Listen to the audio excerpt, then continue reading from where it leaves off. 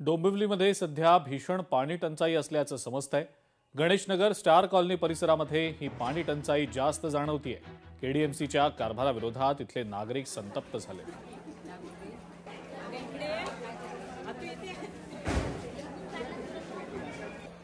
आमचा आरोप असा आहे, आम्ही आज केडीएमसी मध्ये वारंवार तक्रार करत आहे, पत्रव्यवहार करत आहे।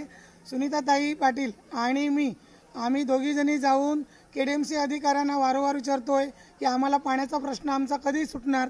आज आम्ही 30 ते 35 वर्ष या गणेशनगर परिसरामध्ये राहतो, पण आज या केडीएमसी अधिकाऱ्यांनी आमच्या परिसरामध्ये भांडणं लावायची कामं केलेली आहेत। मॅडम सांगत आम्ही वारंवार केडीएमसीला वारंवार जातोय, पण आमची समस्या काहीच ते लोक करत नाहीये।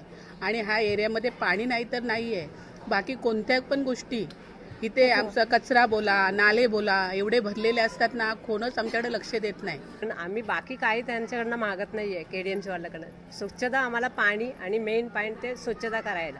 पण किती वेळा जेव्हा आमच्या बरोबर ते ताई येऊन आम्ही तिथे किती काय काय करायचं सर्व करतो, पण तेवढंच विचारतात हां ठीक आहे आम्ही उद्या करतो परत, आज बोलून आता मंगळवारी थांबवलेले।